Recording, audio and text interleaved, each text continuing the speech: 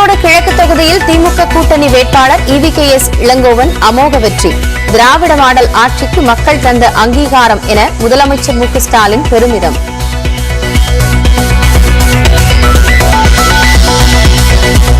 ஈரோடு கிழக்கு தொகுதி இடைத்தேர்தல் வெற்றியை கொண்டாடிய காங்கிரஸ் திமுக தொண்டர்கள் பட்டாசு வெடித்தும் இனிப்புகள் வழங்கியும் உற்சாகம்.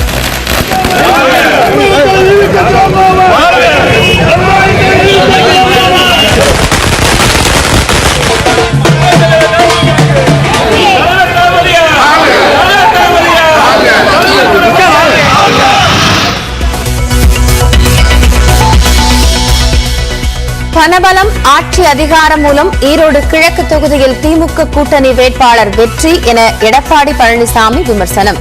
ஆளும் கட்சியினரின் அத்துமீறல் தொடர்பாக தேர்தல் ஆணையம் உரிய நடவடிக்கை எடுக்கவில்லை என்றும் குற்றச்சாட்டு.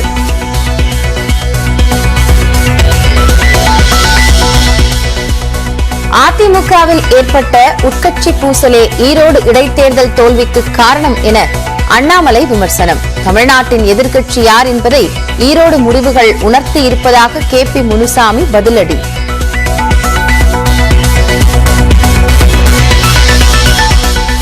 ஈரோடு கிழக்கில் அதிமுக தோற்றதால் OPS ஆதரவாளர்கள் ஒப்பாரி வைத்து போராட்டம்.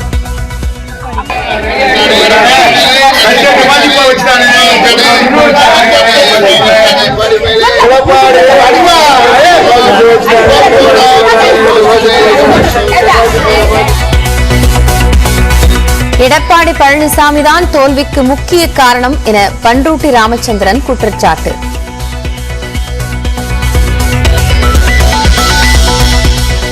ஈரோடு கிழக்கு இடைத்தேர்தலில் 10,627 வாக்குகளை பெற்ற நாம் தமிழர் கட்சி வேட்பாளர் மேனகா தனித்து போட்டியிட்டு பலத்தை நிரூபிக்க முயன்ற தேமுதிகவிற்கு 1,432 ஓட்டுகளே கிடைத்தன.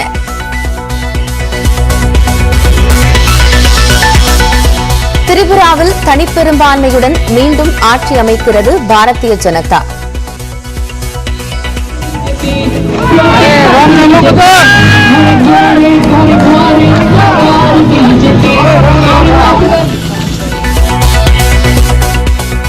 நாகாலாந்து தேர்தலிலும் பாஜக கூட்டணி வெற்றி. 5வது முறையாக முதல்வராகிறார் நெய்பியூ ரியோ.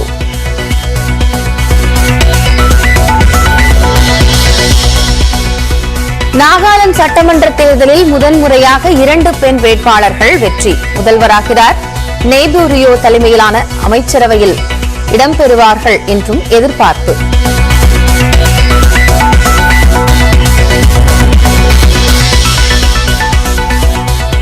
மேகாலயா சட்டப்பேரவை தேர்தலில் எந்த கட்சிக்கும் தனிப்பெரும்பான்மை கிடைக்கவில்லை. தேசிய மக்கள் கட்சி ஆட்சி அமைக்க ஆதரவு கரம் நீட்டிய பாரதிய ஜனதா.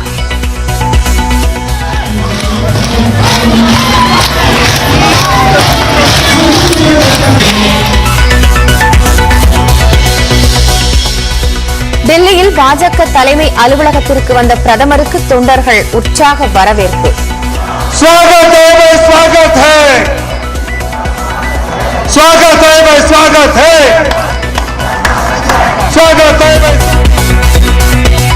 வளர்ச்சி மற்றும் முன்னேற்றத்திற்காக வடகிழக்கு மக்கள் வாக்களித்திருப்பதாக மோடி பெருமிதம்.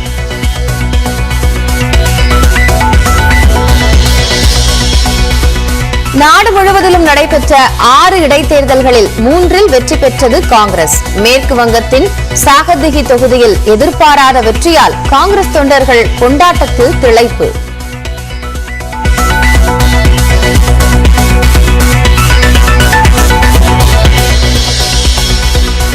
மேற்குவங்க இடைத்தேர்தலில் காங்கிரஸ் பாஜக மறைமுக கூட்டணி என மம்தா குற்றச்சாட்டு. 2024 மக்களவைத் தேர்தலில் தனித்து போட்டியிடப் போவதாகவும் அறிவிப்பு. தலைமை தேர்தல் ஆணையரை தேர்வு செய்ய பிரதமர் தலைமையில் 3 பேர் குழுவை கொண்டு அமைக்க வேண்டும். மத்திய அரசுக்கு உச்சநீதிமன்றம் உத்தரவு.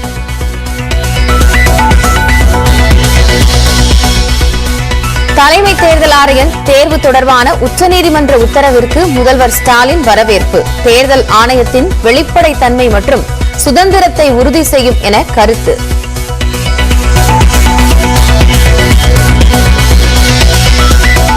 சென்னை அண்ணா பல்கலை அரங்கில் போலி டாக்டர் பட்டம் வழங்கிய புகார். நிகழ்ச்சி ஒருங்கிணைப்பாளர் ஹரீஷ் மீது 7 பிரிவுகளில் வழக்கு பதிவு.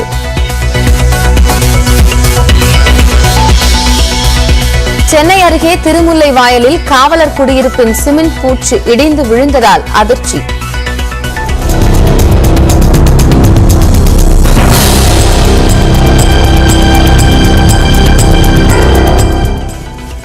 ஆயிரம்விளக்கு பகுதியில் காவலர் குடியிருப்பு தரமற்ற முறையில் கட்டப்பட்ட புகாரில் 6 பேர் இடைநீக்கம். பங்குகளின் விலையை அதானி குழுமம் செயற்கையாக உயர்த்தியதாக எழுந்த புகார். ஹிண்டன்பர்க் ஆய்வறிக்கை தொடர்பாக விசாரிக்க 6 பேர் கொண்ட குழுவை அமைத்தது உச்சநீதிமன்றம்.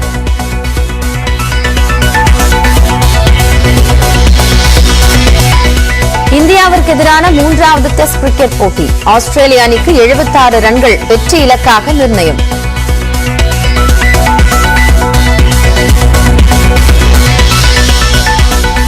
ஐபிஎல் போட்டிக்கான சென்னை சூப்பர் கிங்ஸ் அணியின் பயிற்சி முகாம் இன்று தொடக்கம். சென்னை வந்த கேப்டன் தோனிக்கு மலர் தூவி உற்சாக வரவேற்பு.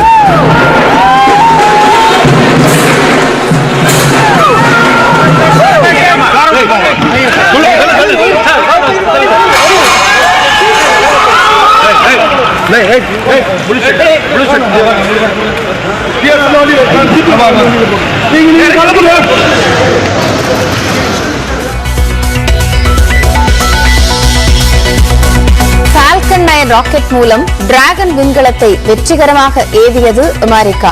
சர்வதேச விண்வெளி மையத்தில் 6 மாதங்கள் தங்கியிருந்து ஆய்வு செய்ய விண்வெளி வீரர்கள் திட்டம்.